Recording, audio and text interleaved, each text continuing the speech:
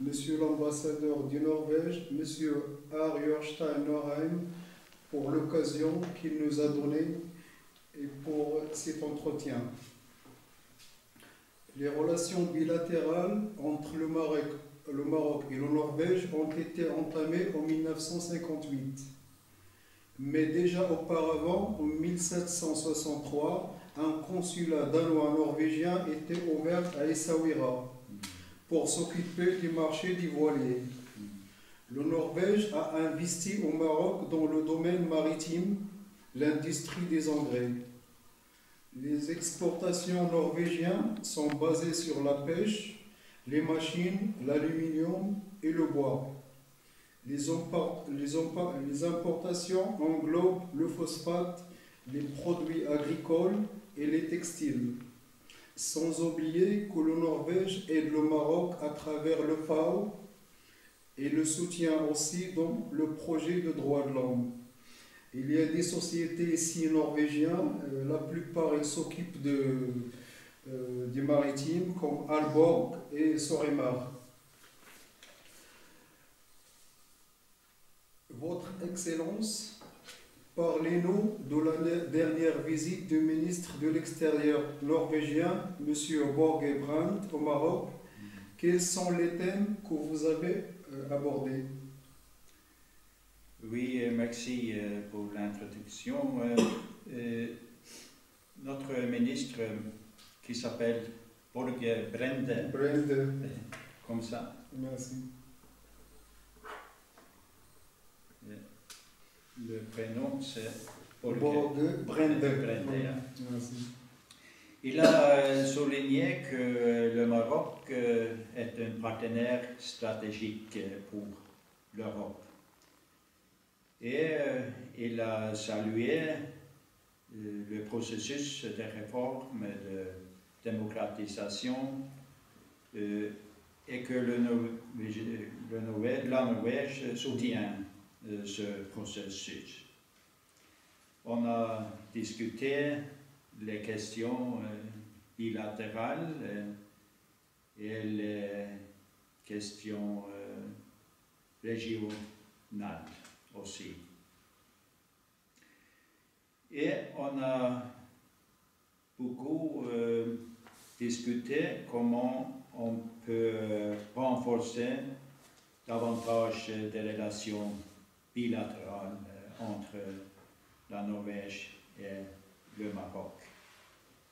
On a parlé du commerce, de la culture, les échanges entre les responsables aux institutions législatives, juridiques, ça veut dire, et aussi on a discuté des échanges sociales, société civile. Et M. Brende a invité M. Mansour, son homologue, pour continuer les relations, discuter les relations bilatérales en Norvège. Et il a aussi salué le rôle que joue le Maroc dans la facilitation du dialogue politique inter-libyen et pour la création des conditions propices à la stabilité de ce pays. C'est vraiment ce qu'on a discuté. Votre Excellence, pourquoi les relations entre le Maroc et le Norvège sont encore très limitées? Oui, je ne suis pas d'accord. Les relations ne sont pas limitées. Et vous avez parlé de liens vieux ici. On peut parler plus tard de relations commerciales. Mais ici, on a un protocole d'entente, Memorandum of Understanding, qui date de 2012.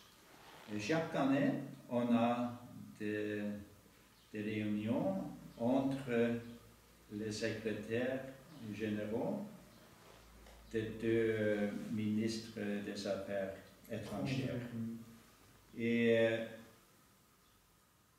on a je veux dire qu'on a beaucoup d'échanges entre les associations artistiques, les organisations artistiques.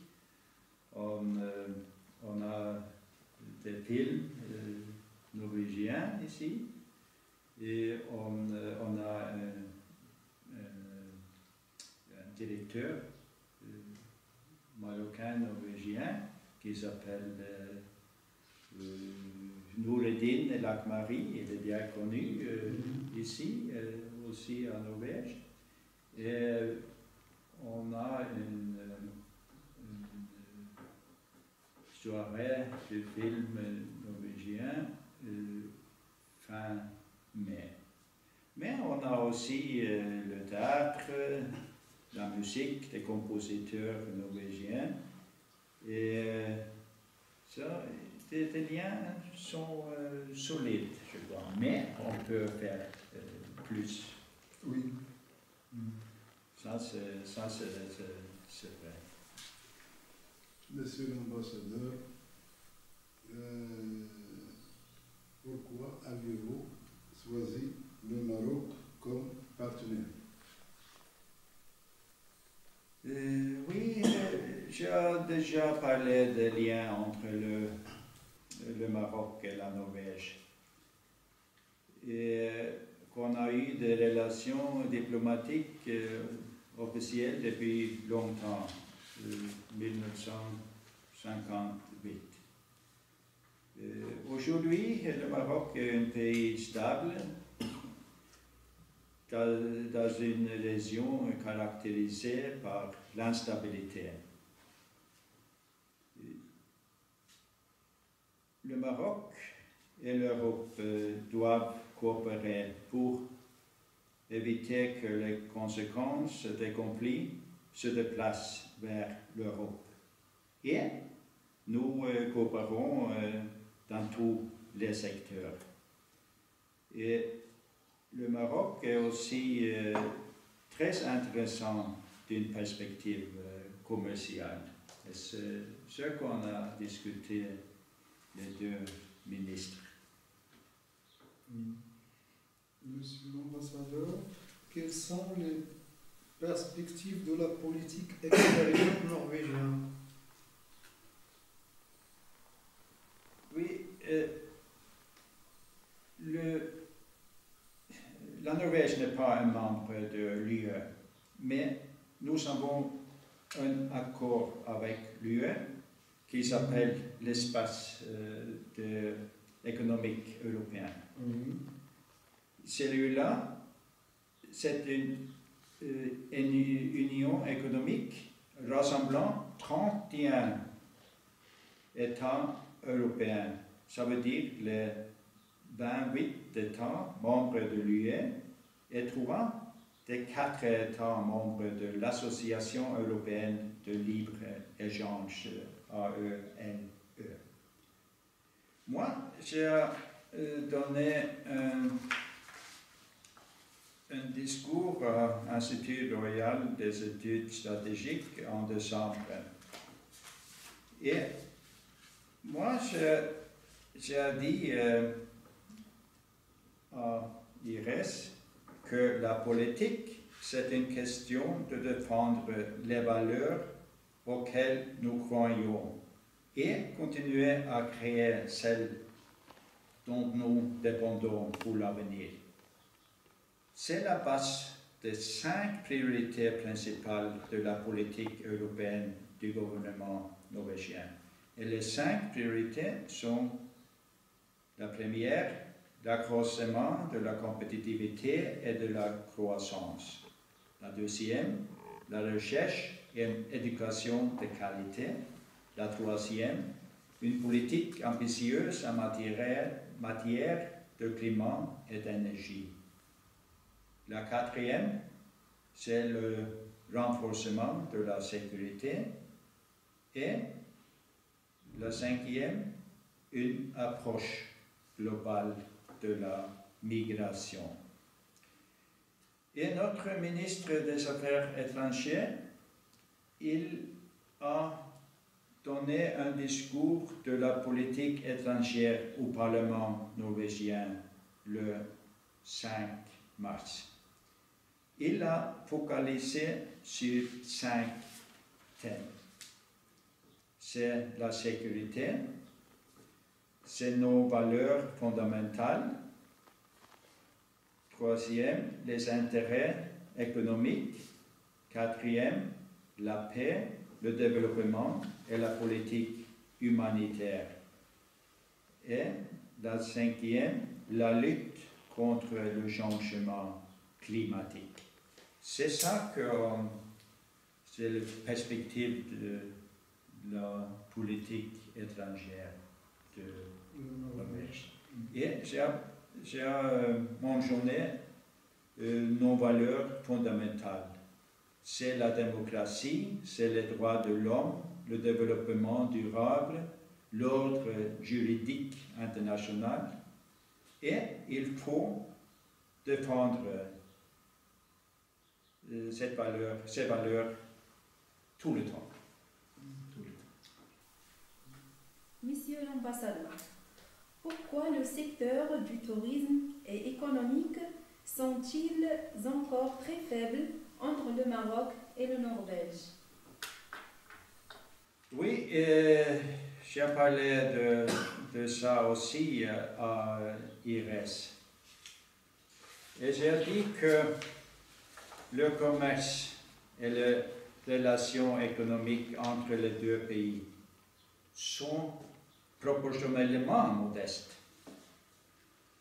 En 2014, nous avons exporté au Maroc des produits pour environ 248 millions courantes. C'est 31 millions de dollars. En 2013, nous avons exporté pour 65 millions. Sur les chiffres fluctuent beaucoup d'une année de l'autre. Et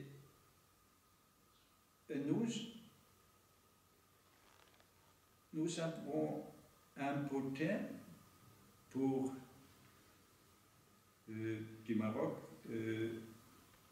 109 millions de dollars en 2014 et en 2013 112 millions.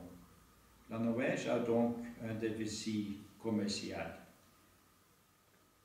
Mais malgré le volume de commerce modeste, le Maroc est aujourd'hui le pays arabe duquel la Norvège importe le plus et le quatrième marché de l'exportation arabe de la Norvège. Mais, comme je viens de dire, le potentiel est grand et il faut que les deux pays profitent de la situation. Et on a aussi des vols directs de la Norvège au Maroc.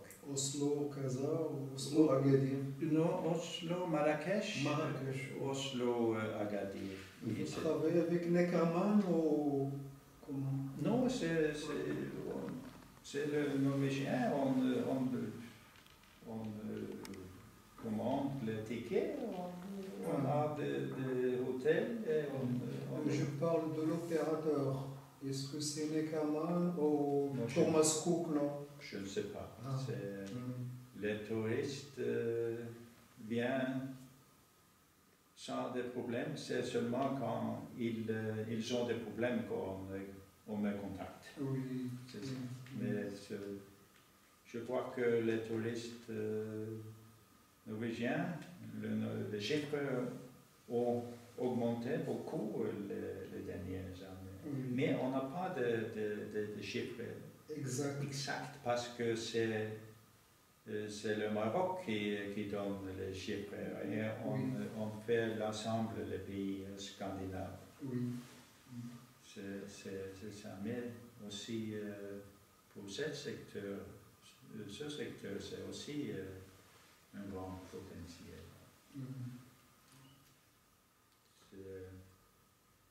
C'est ça.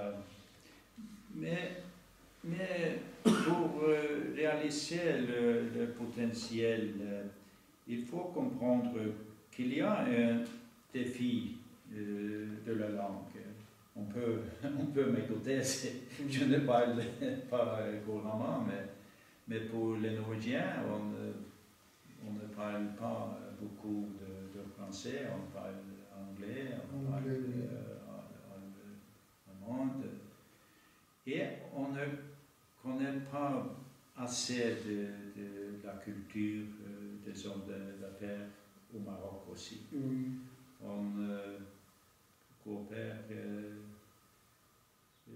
dans le secteur commercial avec les pays européens et les pays d'Asie. Il faut, mais il y a des entreprises norvégiennes ici qui sont engagées au Maroc. Oui. On a une usine de Soremar, je crois. oui, de Soremar et aussi Aalborg. Aalborg et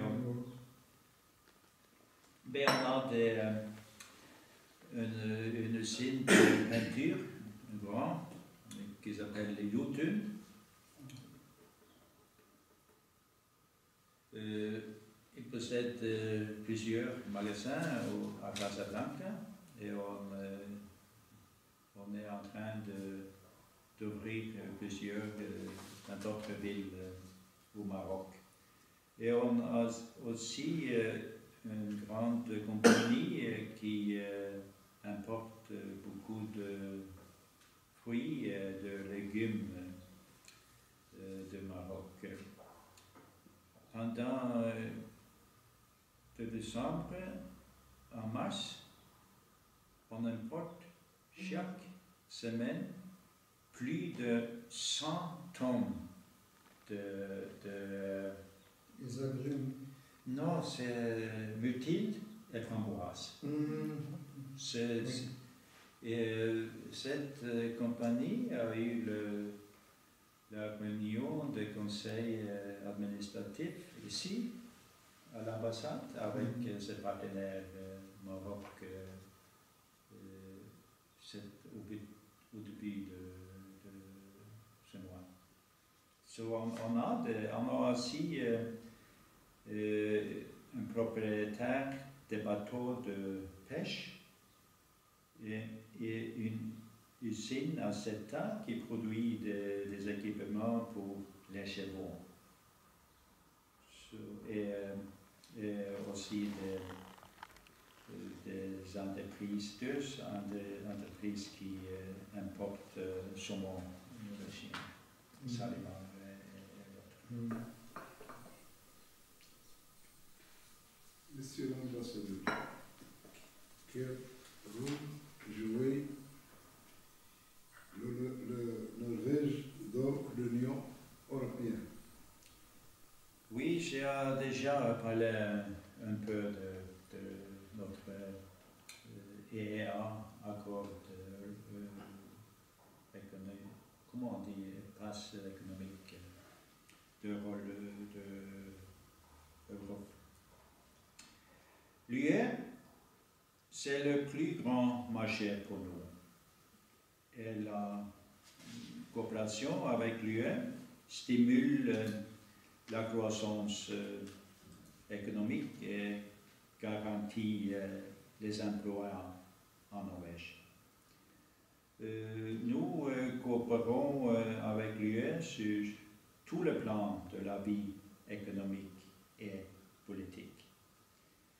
Avec les États-Unis, les États membres de l'UE et l'UE, la Norvège coopère étroitement sur la politique étrangère de sécurité commune et de défense. Ce sont nos principaux partenaires. Et il faut aussi dire que la Norvège a été membre de l'OTAN depuis le début de cette organisation et il y a beaucoup de pays européens qui sont membres de l'OTAN aussi.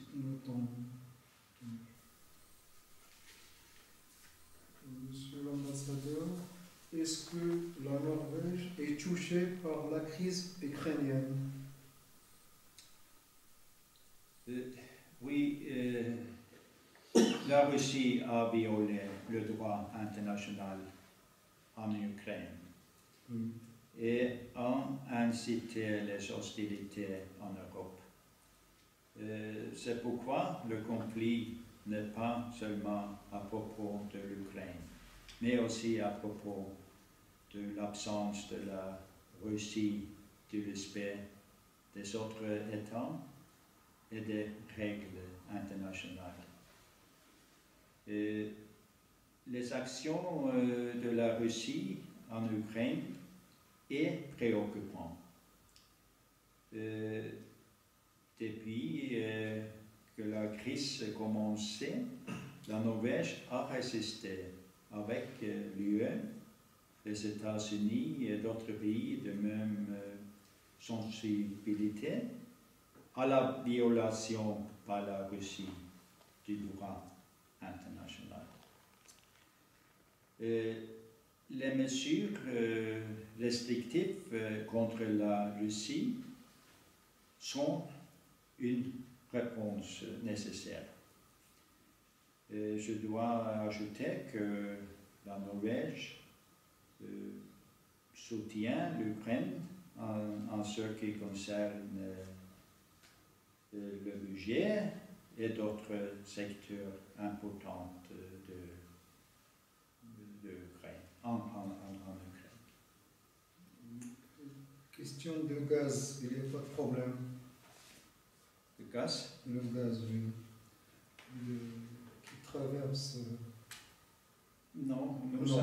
avons notre propre ligne de la mer du Nord à Allemagne. Le Baltique. Non, mais c'est Non, pas le Baltique. Non, Non. c'est la Russie qui a des lignes. Mais pour nous, c'est les lignes comment on dit, de gaz. Gazoduc. Gazoduc de la mer du Nord en Allemagne, aux Pays-Bas, et puis on le vend en France et d'autres pays de l'Europe. Le prix, c'est une autre chose. Ah oui. C'est bon pour le Maroc, mais ce n'est pas bon pour nous. Mais ça, je vois que c'est aussi c'est bon pour l'économie globale que le prix de pétrole non, Baisse. parce que je crois que c'est bon pour l'économie globale et on peut exporter plus d'autres produits. Monsieur l'ambassadeur, qu'est-ce que vous pensez de Daesh? Et quelle est la différence entre ces groupes extrémistes et la mafia? Et après vous, qui est derrière tout ça? Je ne veux pas comparer le Daesh avec la mafia. C'est deux sujets différents, il faut les traiter différemment. Mais la dévastation est approchée par des groupes extrémistes tels que Daesh choque le monde entier. Et si les terroristes devraient prendre la contrôle à long terme sur de grandes surfaces, ça pourrait constituer une menace sans précédent et imprévisible pour beaucoup de pays, y compris la Norvège. La lutte contre Daesh nécessite l'utilisation d'un large éventail de mesures politiques, militaires, idéologiques et économiques. La Norvège contribue dans tous ce domaine. Et cela nous a donné une place importante à la table lorsque les États-Unis et les principaux pays du monde arabe, tels que le Maroc, en Europe et d'ailleurs, pour planifier la lutte contre Daesh et d'autres mouvements terroristes. Et on a aussi besoin de l'aide humanitaire dans les pays touchés par Daesh. Et la Norvège est l'un des principaux fournisseurs d'assistance humanitaire aux populations civiles en Irak, en Syrie et la région dans son ensemble. Monsieur l'ambassadeur, qu'est-ce que vous pensez de printemps arabe et quels sont ses avantages et inconvénients?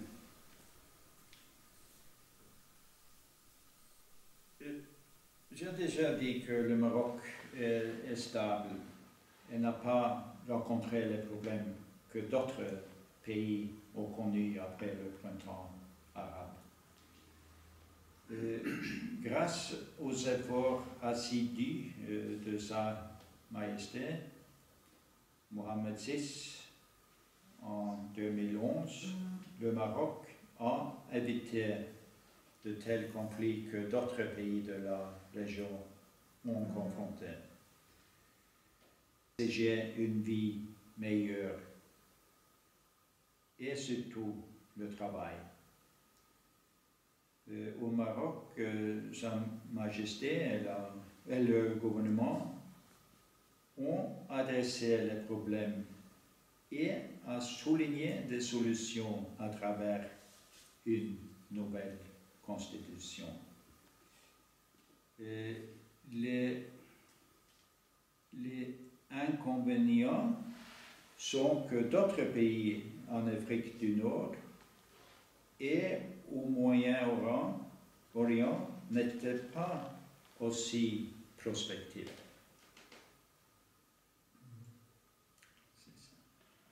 Mais je peux aussi ajouter, quand on parle de Daesh,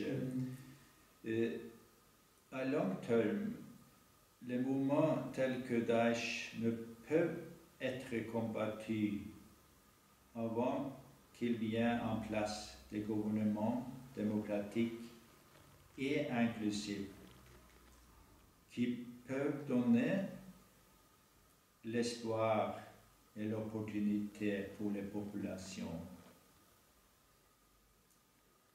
Il doit y avoir de tolérance et de compréhension entre les groupes et les communautés religieuses. Monsieur l'ambassadeur, votre dernier mot? Oui, je suis très heureux d'être ici au Maroc. C'est un pays très généreux. Le peuple est généreux. J'ai travaillé un peu et je veux travailler plus. Et je veux travailler dans le but de renforcer davantage les relations bilatérales entre nos pays. Il y a beaucoup de potentiel. Et on a aussi une population marocaine en Norvège. 8 000, 10 000, on ne sait exactement le chiffre. Notre commissariat du plan, je pense qu'il y a 8 000, mais je crois que l'ambassade marocaine en Norvège pense qu'il y a plus. Merci beaucoup, monsieur l'ambassadeur, pour le temps que vous nous avez accordé. Et à la prochaine. avec la mémoire politique pour aborder d'autres sujets. Et merci beaucoup. Merci infiniment. Tu es gentil, tu te plains, merci. Merci beaucoup, monsieur l'ambassadeur. Merci pour venir me voir. À la prochaine. S'il veut revenir. Si, Inch'Allah.